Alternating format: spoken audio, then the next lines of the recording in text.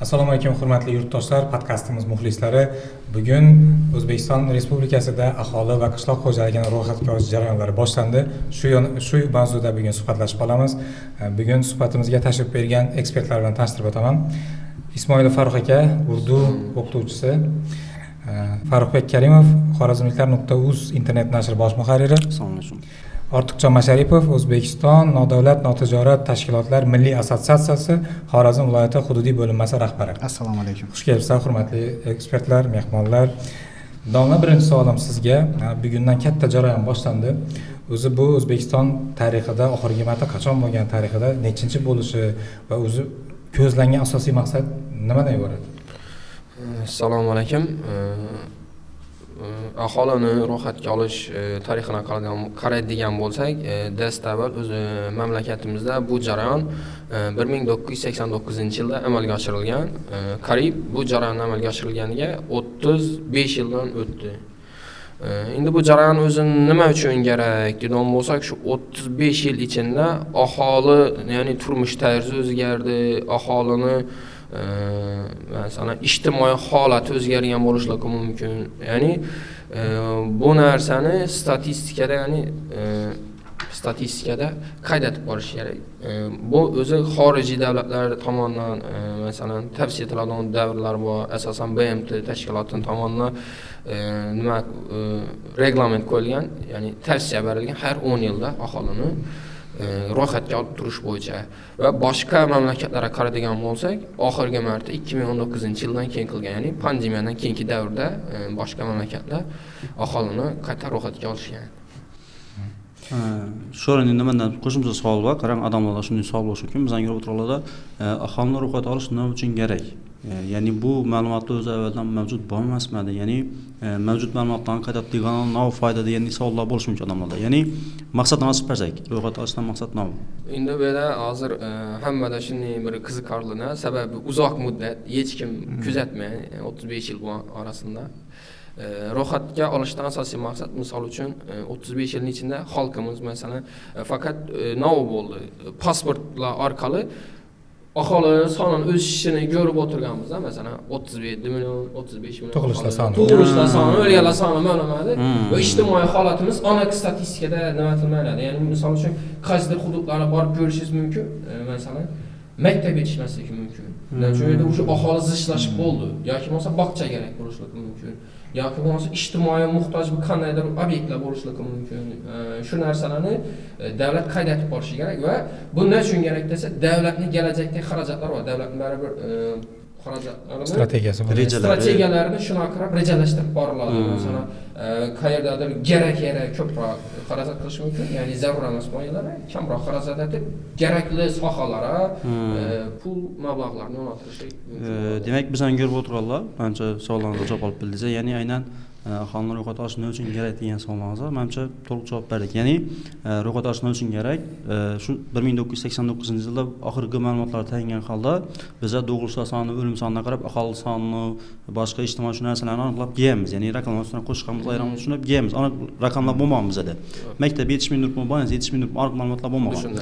Va aynan mana shu ro'yxatga olish boshlanganda, ya'ni bugundan boshlanda va siz ro'yxatga o'tsangiz, ro'yxatga o'tganingizdan keyin siz, men, yana birovlarga yetgan ma'lumotlar asosida umumiy tushuncha paydo bo'ladi va shu umumiy tushunchadan kelib chiqqan holda O'zbekistonning kelajakdagi rejalari, ya'ni nodashak bo'ladi.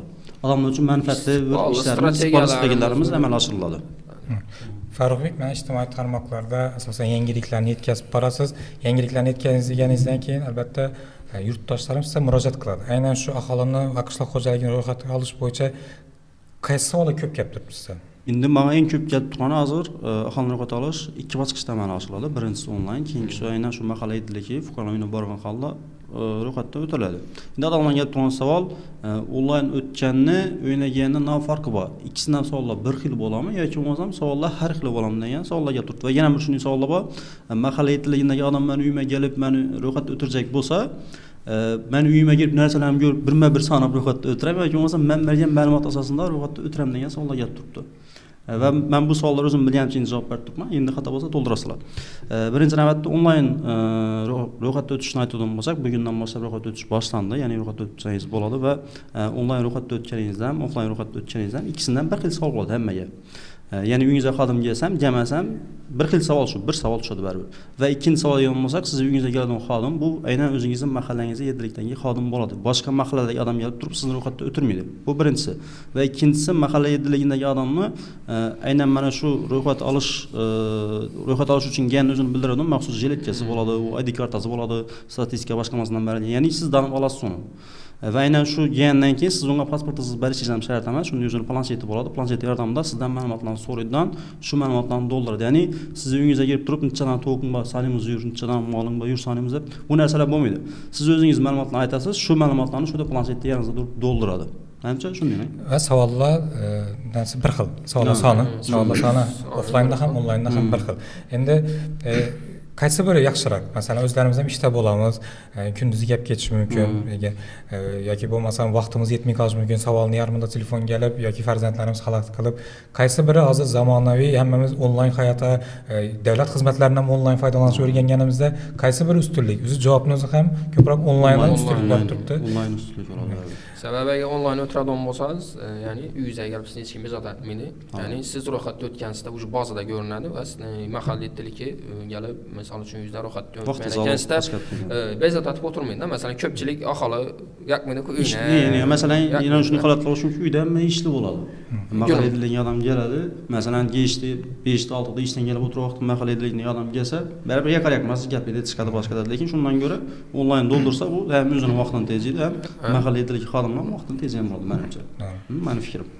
Ortiqcha shu nodavlat notijorat tashkilotlari ko'pincha asosan davlat va xalq o'rtasida muhim ko'prik.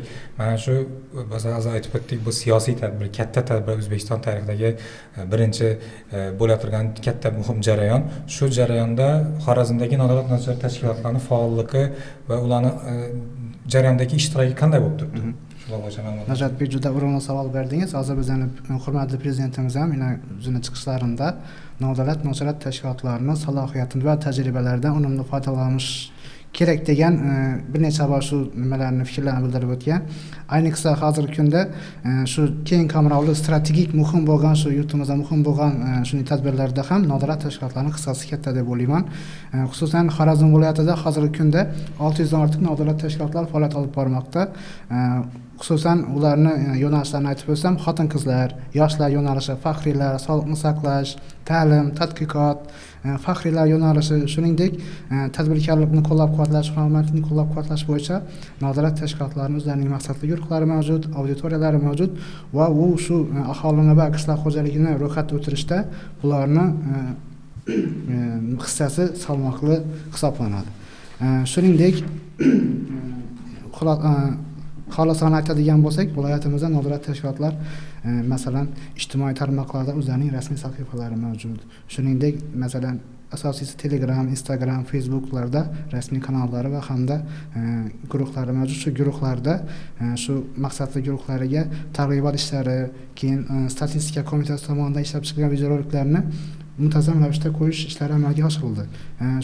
Bundan tashqari hududlarimizda borib uchrashuvlar qilinmoqda. Ya'ni aholiga to'g'ridan to'g'ri shu nima qilib ko'rsatilib, shu ko'rsatmalar berib, ularga tushunchalar hosil qilinmoqda. Bundan tashqari bizning o'zimiz assotsiatsiya ham 13-dekabr kuni Adliya boshqarmasi viloyat hokimligi bilan hamkorlikda prezidentimiz ilgari surgan O'zbekiston 2030 strategiyasini yangi tahrirdagi muhokamasi o'tkazib va o'sha muhokamada ham aholini ro'yxatga o'tirish bo'yicha targ'ibot ishlarini amalga oshirdik va shu ishtirok qilgan fuqarolik jamiyat instituti vakillari bilan o'zaro hamkorlik qilish, shu videoroliklarni o'zlarining kanallarda yoritish va xodimlari auditoriyasida shularni yordam berish bo'yicha kelishuvlarga erishildi. Endi bizning viloyatimizda hamma sohada kamchilik bo'lgani sababli bizning ba'zi bir tashkilotlarimizda nodavlat tashkilotlar moliyalashtirish manbalari kamroq. Shuning uchun bular chekka hududlarda ishlashda xodimlari yetishmovchiliklari kuzatilmoqda. 600 ta enanta aniqlik kiritib o'tadi. Bular mahalla emas, fuqaroning o'zi boshqa organlar emas. Adliya ro'yxatidan nodavlat notijorat tashkilotlar deb o'tilgan. U mahalla boshqa organ hisoblanadi. Partiyalar bularning tarkibiga kirmaydi. Shu yerda bir savol tug'iladi. Hammangizda faolliklar shu bir savol berilgan. Demak, men shu so'rovnomada ishtirok etib, o'zimning mahallamda, yashab turgan shahar yoki tumanimda yoki viloyatimda bog'cha ochilishini, maktab ochilishini sababchi bo'lsam, shudagi mahallamdagi yoki tumanimdagi ishsizlar soni orqali kerak bo'lsa, masalan, qaysidir yo'nalishni ishsizlari qaysidir yo'nalishda muhtoj bo'lsa, men kerak bo'lsa shu yo'nalishni oliy ta'limda ochilishini ham sababchi bo'lishi mumkin so'rovnoma orqali. Ish bilan ta'minlanish uchun yangidir ish bilan band qiladigan zavodlar yoki nimadir qurilishi ham sababchi bo'lishi mumkin. Shunda demak bu majburiyatmi yoki ijtimoiy mas'uliyatmi? Shu qanday fikrlasizlar? Endi bu yerda majburiyat deb qarab bo'lmaydi. Sababi, ya'ni ijtimoiy mas'uliyat degan bo'lsak, o'zingiz aytdingiz, yangi ish o'rinlari yaratilishini ham sababchi bo'ladi deb tursiz va shundan tashqari masalan bog'cha ochilsa o'zlarimizda sababi avvalgi Urganch shahrining holati bilan hozirgi holatini qaraydigan bo'lsak, shahar ancha kengaygan, aholi o'sgan. Va lekin masalan bog'chalar masalan shu ta'lim tizimini qaraydigan bo'lsak, maktab bog'chalari yangi qurilganlari yo'q, lekin aholi narsa kengayib, aholi soni ortib oshib boryapti. Bu endi nima kerak? Ertalab masalan ko'chaga chiqasiz, bola uzoqqa borib yuribdi maktab uchun. Bu noqulaylik. Ota-onalar ham masalan uyning yonida maktab bo'ladigan bo'lsa, bu yaxshi. Va shundan tashqari, xavfsizlikdan tashqari, shu yerda masalan oliy ta'lim muassasasini bitirgan boshqa bir farzandlarimiz bo'lishi mumkin. Ular ish bilan ta'minlanadi. Oddiy yana bir qo'shimcha ham qilishimiz mumkin. Masalan, uyi maktabdan uzoqroq bo'lsa, balki jamoat transporti ham qo'yishi mumkin. Bu narsalar uchun. Ham endi buni yaxshi yeri masalan bu 100 desak ham bo'ladi O'zbekistonda. Masalan, necha foiz aholi ta'lim olganligi, masalan, necha foiz aholi ya'ni ijtimoiy holatidan kelib chiqib turib chet elda masalan iqtisodiy sohadan qarab aytadigan bo'lsak, investorlarni qiziqtirish ham mumkin. Kelib turib ular yirik zavodlarni ochadigan bo'lsa, masalan, aytishliklar, IT bo'yicha mutaxassislar ko'pmi?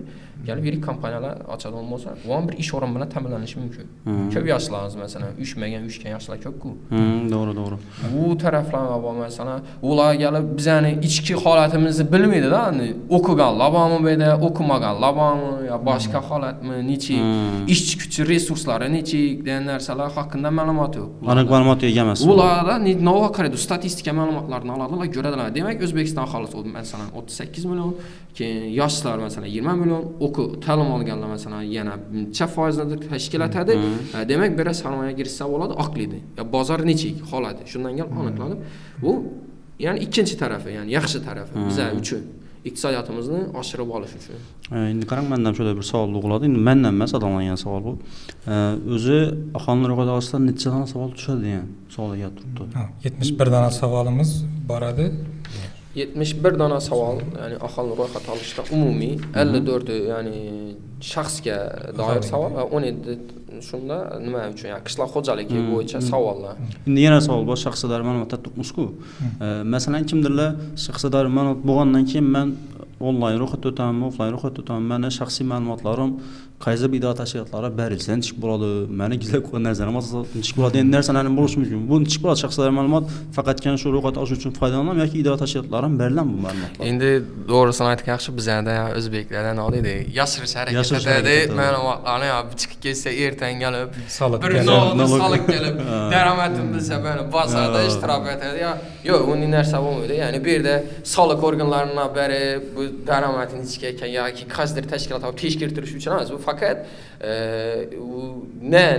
ya aytganimizdek aniq raqamlarni bilib olish. Aniq raqamlar, ya'ni holat nechikligi, ijtimoiy holatimiz nechikligini bilish. Bu yerda bo'ldi. Uning nala yo'q. Masalan, daromad manbaing neda, necha daromad olib o'tiribsan, u narsalar yo'q-da.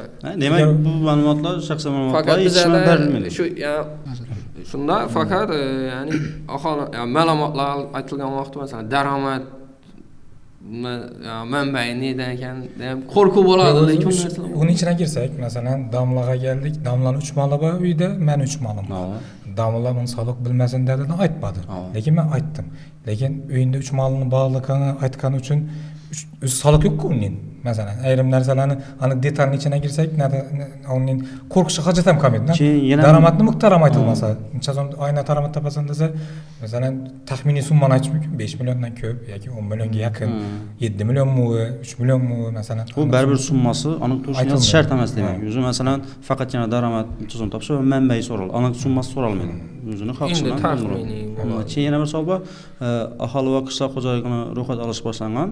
Qishloq xo'jaligini nomlar ro'yxat olinadi. qishloq xo'jaligida endi tomorqa, qo'shimcha tomorqa va uy tomorqasindagi daraxtlar soni, keyin Poloz ekinlari soliz soni, ekanlar, keyin mol, tovuq, chorva mollari, parrandalar shu. Demak, qishloq xo'jaligi mahsulotlarida aytamiz-ku, soddalab aytganda. Shu narsalar, umumiy moli, qo'yi, yeri, umumiy shu dehqonchilik bilan bog'liq narsalar, ular ham shu so'rovnomada to'ldiradi. O'zinglar biza aholi va qishloq xo'jaligi ro'yxati olish hozir birinchi marta bo'layotgan bo'lsa, lekin xalqimizda ko'pchilik ro'yxatga olish jarayonlari bo'lib bitdi. Mahalla ettiligi tomonidan yoshlarni ro'yxatga olish, ayollarni ro'yxatga olish ko'pchilik holatlarda qog'oz bilan ham bo'ldi. Umuman hozir bu yaqinda test jarayonida e'lon bo'ldi. 15-yanvarda testoy holatdan men ro'yxatdan o'tdim. Hammasi integratsiya qilingan, hammasi onlayn. Bu narsada shu ro'yxatga olishda raqamli texnologiyalar yoki bo'lmasa shu IT ni qo'llanilishi necha ko'p turibdi?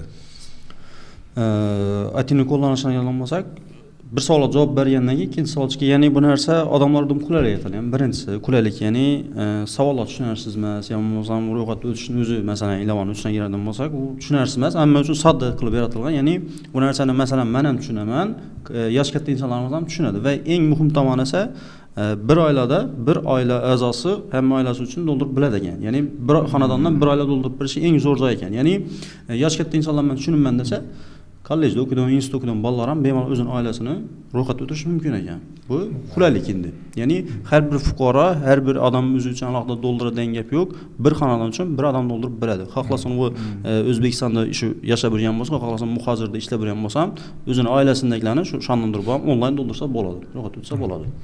Biz aytib o'tdik, demak, bu O'zbekistonda yashab turgan fuqarolarimiz hammasi, chet el fuqarolari ham O'zbekistonda yashab turgan ijarada ham, gostinsada ham ular ham, chet eldagi O'zbekiston fuqarolari ham hammasi uchun ro'yxatga olish imkoniyatlari yaratilgan va ular ham o'tishi kerak.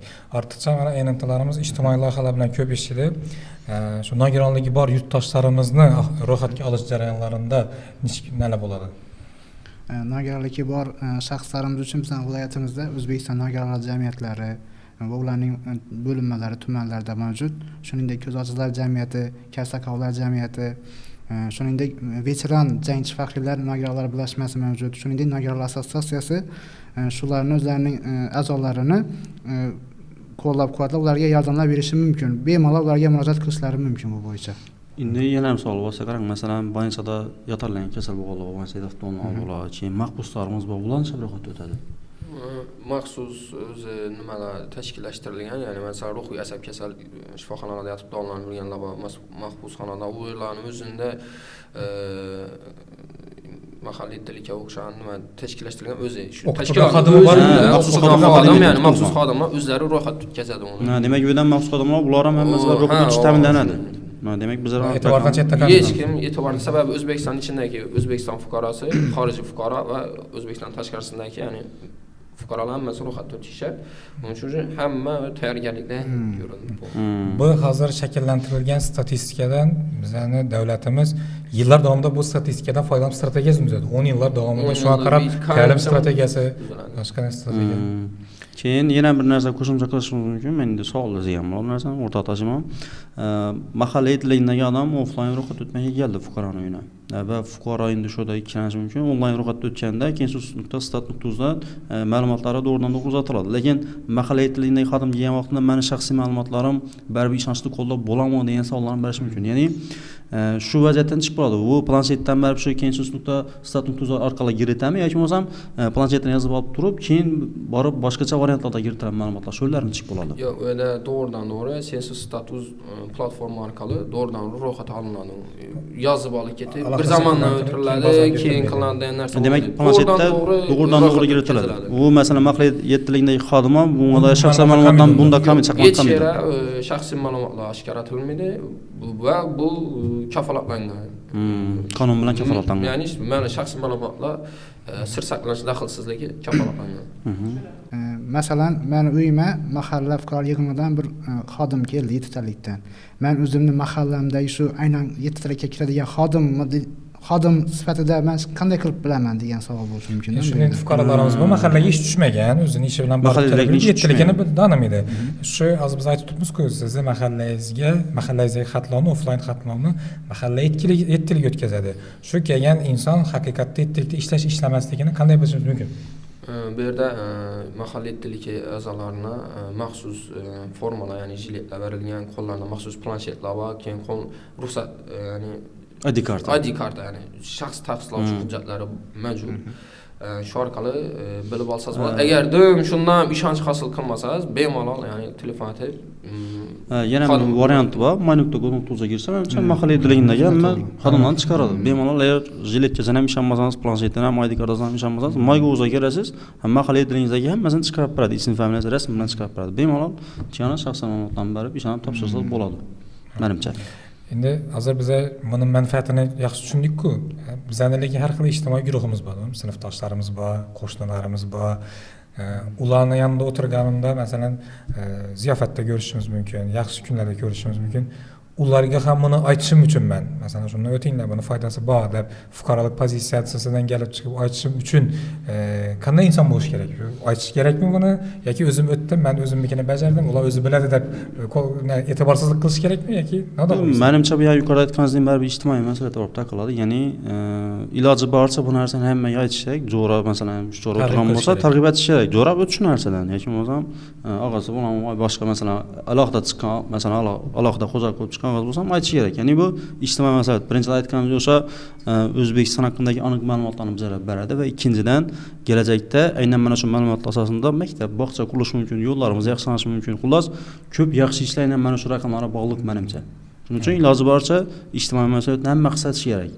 O'sha do'stlar o'rtasida ham, yaqinlar, kursdoshlar bilan o'qish to'kinlar hamma bir-birini shu iloji boricha targ'ibotini yaxshilantirsak, tezroq ro'yxatga o'tilsa, aniq raqamlar bizda paydo bo'ladi. Keyin aytganimiz yana chet elda investorlar kelishi mumkin, ishlik darajasi masalan kamayishi mumkin, yana yaxshi taraflar ko'p menimcha. Qarang, menda yana bir savol bor. Azondan mana masalan aytib turibmiz, mahalla yettiligi boradi, ro'yxatga o'tiradi deymiz, odamlar ham savol tushishi mumkin-da, komment yozishlari mumkin. Mahalla yettiligi yana bilan ular nedir bir yerda shu narsa bo'yicha o'qitilganmi, bilami, bizani ko'p vaqtimizni olmaymi degan savollar tushishi mumkin. Bu aynan mahalla yettiligi xodimlari shu narsa bo'yicha o'qitilgan bo'ladimi yo planshet berildi, bo'ldi, borib ro'yxatga o'tir degan gap bo'ladimi? Bu jarayon ertaroq boshlandi. Shtablar tuzilib, respublika darajasida hokimiyat o'rinbosarlari bilan shtablar tuzilib, mahalla yettiligini alohida yosh yetakchisi, xotin-qizlar faoli, mahalla raislari, hokim yordamchilari hammasi alohida bir necha marotaba, bir necha bosqichlarda o'qitildi. Qulaylik bo'lishi uchun o'zlari o'tib ko'rdilar testoviy rejimda.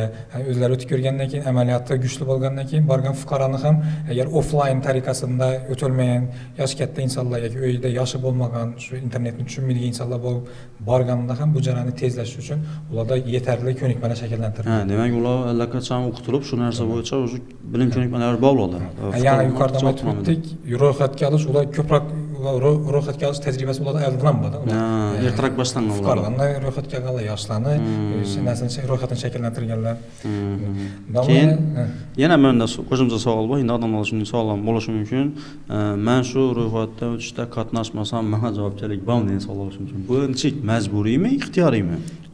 Bu yerda O'zbekistondagi barcha, ya'ni fuqarolar 100%, ya'ni to'liq ro'yxatda o'tkaziladi. Ro'yxatda o'tmay qolishlik mumkin emas.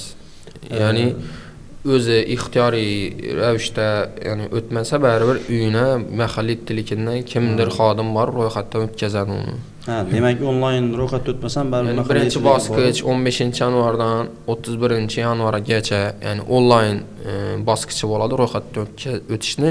Shu bosqichda aholi onlayn tarzda har kim o'zi o'tishi mumkin va ikkinchi bosqich offline, ya'ni 1-fevraldan 28-fevralgacha bo'lgan muddatda ana birinchi bosqichda kim ro'yxatdan o'tmagan bo'lsa, shular uyma-uy borib mahalla yettiligi xodimlari ro'yxatga oladilar. Lekin shtraf yo'q. Şunu aytib o'tishim. Yo'q, uni jarima yo'q. Adam- Vaqtini o'tmayning. Bizga hozir odamlar ko'proq shu narsadan qo'rqadi. Bir necha chiqdi desa, ana tamam bo'lmasa jarima to'layman degan gap bo'lar. Ko'rdingizlar, hech qanday jarima bo'lmaydi, lekin ijtimoiy mas'uliyat bu baribir. Jarima yo'q ekan, baribir doldurman demang. Yuqoridan ko'p marta aytdik, ijtimoiy mas'uliyat. Sizni bir shu 10 minut, 15 minut vaqt sarflab shu narsani doldurishingiz sizni masalan mahallangiz uchun qiziq bo'lmasa ham o'zingiz oilangiz uchun ham kelajakda o'sha baribir foydasini, mevasini beradi-da shu narsa. Masalan, ertaga farzandini bog'chasi uzoq bo'lsa, bog'cha ochib beringlar deb murojaat qilib, ovora bo'lib yurgandan ro'yxatdan o'tkazilgan vaqtni ko'rsatgan yaxshiroq. Albatta. Shu ertangi oldinda keladigan muammolarni oldin olish uchun ham bir yechim. Yani keyin yana bir savol bor. Menda qaranganda hozir biza 1800 yildan ekan. 1989-yildan bana yatırım ma'lumotlari o'sha o'zimiz tug'ilishlar, o'limlar soniga qarab qo'shib aytib yatırmiz. Demak, biza aholi to'liq ro'yxatdan olib bo'lganimizdan keyin, ya'ni qishloq xo'jaligini hammasini ro'yxatdan olib bo'lganimizdan keyin bizada umumiy raqamlar demak o'zgarishi mumkinmi? Endi ehtimolliligi bo'ladi baribir. Endi katta miqdorda bo'lmasa ham aniq ma'lumotlar. Lekin aniq ma'lumotlar shakllanadi. Yuzaga keladi. Bizada to'liq kartasi shakllanadi, to'liq kartasi qo'limizda bo'ladimi? Ya'ni o'sha masalan hozir yuqoridan aytib o'tdik-ku. Urgan shahrini misol aytadigan bo'lsak ham aholiga hujum bo'ldi, aholi zichligi ko'paydi Urgan shahrida va buning hisobiga maktablar yetishmovchilik masalan sig'imi ko'payib ketdi. Shu narsalarni menimcha tasavvur paydo bo'lishini sababi u yerdan misol uchun kimdir boshqada yashab yuribdi, boshqada ro'yxatda o'tgan. Lekin aytganingiz Urgan shahrida yashaydi. Lekin o'zi doimiy yashash manzil boshqada bo'lishi mumkin. Ya'ni shu narsalar ham aniqlashib boraveradi. Qayerda talab yuqori, nog'odir, qayerda qaysidir infratuzilmaga talab pastroq. Shu narsalar ham aniqlashadi-da. Yana bir narsa bor, aynan mana shu aholining ro'yxatga olish jarayonlarimizda bizada migratsiya bilan bog'liq raqamlar ham aniq shakllansa kerak. Chunki o'sha daromad manbaini ko'rsatganda baribir o'sha hozir sifatida ishlab bergan davlatda ishlaganni menimcha doldursa kerak, kirsa kerak, xorijlik fuqaro deb yozadi keyin va aynan mana shu ma'lumotlardan keyin bizada migratsiya inchillardan ko'p ketib turibdi, ya'ni ishlash uchun ketib turibdi va iloji boricha shu raqamlar bizani shakllanib bo'lgandan keyin menimcha o'zimizda ham ish o'rinlari menimcha ochilsa kerak, chunki o'sha muhojirlar sonini baribir kam yoki ko'pligiga qarab baribir davlatimiz ishsizliklar masalan bo'sh ish o'rinlarini yaratishga harakat etadi, boshqa qiladi. Aytchakim, muhojirda ishlab yurganlar ham men Rossiyada men Qozog'istonman deb o'tirmanglar, onlayn qo'lingizga telefondan onlayn girib 10 minutda doldursangiz, balkim kelajakda sizga ish o'rni ochilib o'zingizda ishlashingiz mumkin. Migratsiyadagi hamma fuqarolarimiz ish maqsadida ketganmi, davolanish maqsadida yoki o'qish maqsadida ketganmi?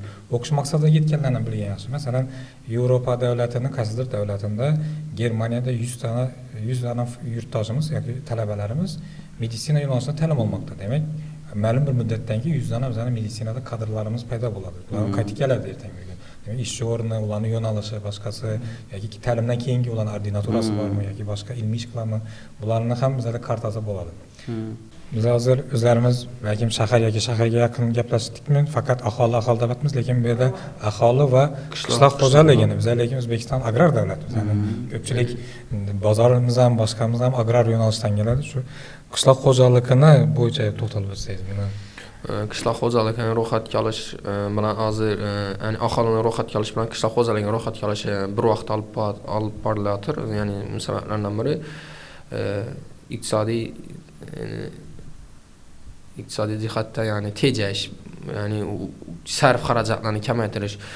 Masalan, qaysidir mamlakatlarga qaraydigan bo'lsak, qishloq xo'jaligini alohida aholini alohida oladi yoki qishloq xo'jaligini har 5 yilda, har 1 yilda olib boradi. Bizada masalan aholini 1989-yilda olingan bo'lsa, oxirgi marta qishloq xo'jaligi bo'yicha hech qanday ma'lumot yo'q. Ya'ni statistikada qayd etilmagan. Nechunga qishloq xo'jaligini ham olish kerak desa, misol uchun biza sug'oriladigan yerlar va masalan suv resurslarini taqsimlashimiz mumkin. Qaysi hududlarda qancha miqdorda suv resurslari kerak, talab qanaqa, bu narsalar ham ya'ni qishloq xo'jaligi holatidan kelib chiqib aniqlanadi. Demak, 1989-yilda faqat aholini qishloq xo'jaligi endi birinchi marta qishloq xo'jaligi yana bizada o'sha aytganingizdek sug'oriladigan yerlar, sug'orilmaydigan yerlarimiz chiqadi, chorva mollarimiz soni chiqadi, tovuqlarimiz hamma soni aniq chiqadidan shundan kelib chiqib, balkim bu narsalarimiz narxdan ham ta'sir etishi mumkin. Ya'ni chorva mollar kamaygan bo'lsa, ko'paytirilishini harakat qilinadigan go'shtlarimiz narxi tushishi mumkin. Ya'ni menimcha zo'r. Masalan, mavjud chorva mollari bozordagi narxning ko'payishini yoki iste'mol ko'paysa, chorva fermerlari imtiyozlar ajratilishini, subsidiyalar ajratilishini, ularga yerlarni olishda qanaqadir imkoniyatlar yaratilishini, shu bozordagi narx-navoni ham bir xil barqaror saqlash ham yordam beradi. Qishloq xo'jaligi mahsulotlari uchun kerak bo'lgan qaysidir tur mahsulotlarni yetishtirish uchun, ya'ni ko'proq nima bo'ladi? Masalan, qishloq xo'jaligi, go'sht mahsulotlari narxi oshib turibdimi? Nima sabab? Soni kamlikmi, ya'ni talab bilan taklif o'rtasidagi mutanosiblikmi yoki unga yetadigan sarf xarajatda muammo, masalan, ozuqa mahsulotlari qimmatliligimi? Shunga qarab oziq-ovqat mahsulotlari ko'proq yetishtirish mumkin yoki bo'lmasa o'zlarini ya'ni chorva mollarini ko'proq o'zlarimizda bo'lmasa chetdan kelib turib ko'paytirish mumkin. Boshqa mamlakatlardan kelib. Keyin mana yana savol bor sizda qanaqadir siz hozir targ'ibot ishlarini o'tirdik tursiz-ku. Oddiy targ'ibot tadbirlarini o'tirganingizda fuqarolardan sizlardan tushunmovchi savollar kelib turibdi. Eng ko'p yangi masalan odamlar tushunmaydigan jihatlari. Biz aynan nodavlat tashkilotlar bilan hamkorlikda shahar va tumanlarda targ'ibot tadbirlari o'tkazganmiz. Asosiy nima bo'lgan, men aytib o'taman. Shahar hududida targ'ibot tadbirlarimiz muammosiz yaxshi o'tgan. Shunda endi axborotlashgan, hamma qo'lida telefon bor, markazda ham davlat ishida ishlaydi, muammo kuzatilmagan, lekin hududlardan chekkaroqqa chiqqanda aholida axborotlashish kamaganligi sababli One ID tizimlarida masalan yoshi katta nimalar bor, internet masalasi masalan, shulardan muammolar bo'lib turibdi. Ham mendan nima foyda degan savollar bo'lib turibdi-da, men o'tsam tushunmovchilik yo'q, tushunchasi yo'q-da bu nima bo'yicha. Shularda savollar kelib turibdi, lekin bizning nodavlat tashkilotlarimiz, keyin bizda gazetalar bor, televideniyada muntazam ravishda bular bo'yicha muloqotlar bo'lib turibdi. Masalan, keyin statistika qo'mitasi muntazam ravishda yaratilgan nimalarning ro'yxatlarini internetga joylashtirib turibdi. Shularni mahallalarga, nodavlat tashkilotlar auditoriyasiga berib turibmiz. Asosan shu muammolar bor. Demak, sizlar asosan qishloq, ya'ni chekka hudud deymiz, qishloqdan chekka hududdagi aholilar internet tushunmagani sababdir, balkim yaxshi internet chiqib telefon bo'lmagani sababli tushunmay turibdilar. Shu savol berib turibdilar. One ID masalan yoshi kattalar masalan ko'psi migratsiyada yuribdilar. Faqat uyda kelini bor, masalan keyin buvisi bor. Bu bilmaydi. One ID'si yo'q, chunki telefon nomer kelin odamda, o'g'lin odamda One ID tizimidan o'tish muammolar bo'lishi mumkin. Shuni tushuntirib, masalan, hozir One ID tizimida ham yuzini rasmga tushirib, shaxsan tasdiqlash imkoniyatlari mavjud. Shularni tushuntirib, siz bilan unatib girib bilasiz, telefon raqamingiz shart emas, yuzingizni olib tushirib bilasiz deb tushuntirib boryapmiz. One ID orqali girib ro'yxatga o'tishni tushuntirib. Offlaynda shuni fuqarolarimiz mana offlayn ro'yxatga olishning foydasi, shuni fuqarolarimizni ham ro'yxatga olishda yaxshi bo'ladi. Nurchi bo'ladi baribir. Yana chekka hududlarda internet tezligi kam bo'lsa, bu ham o'zini hududida optik tala internet o'tkazishda so'rovnomada o'tish sababchi bo'ladi. Yaxshi taraflari ko'p, lekin endi ko'pchilik fuqarolar hozir aytib o'tdilar, ma'no foydasi bor. Bir narsani tushunadi, endi mening bu shaxsiy fikrim, odam ma'no foyda deb yashashdan ko'ra, bizara foyda desa, ya'ni jamoa, ya'ni jamiyatni o'ylasam, o'ylayman rivojlanish kengroq ko'proq bo'ladi. Chunki menga nima desakdan men befarq bo'lsam, menga nima siz befarq bo'lsangiz, ma'lumot bermasangiz, doldurmasangiz, bu tarafda raqamlaringiz ham aniq shakllansa, tushuncha bizara bermasa, siz bilan meni shu ijtimoiy muammomiz yana qolib ketaveradi. Bundan aytganim ko'ra shu befarq bo'lmay turib, mas'uliyatni qisqartirib turib doldursak, shu ijtimoiy muammolarimiz balki tezroq bartaraf qilinishi mumkin. Shaxsiy fikrlarim. Xulosa o'rnida shuni aytishimiz mumkinki, barcha yurtdoshlarimizdan bugun o'zida aholi va qishloq xo'jaligini ro'yxatga olishda faol bo'lishga chaqirib qolamiz. Hurmatli mehmonlar, tashrif uchun rahmat. Rahmat. Hammani faollikka chaqirib qolamiz. Iloji boricha imkon qadar shu onlayn ro'yxatda o'tsangiz, yuqoridan ko'p marta aytdik, ham o'zingiz vaqtingiz ham mahalla idligini, xodimlarning vaqtini tejam olasiz. Rahmat. Katta rahmat.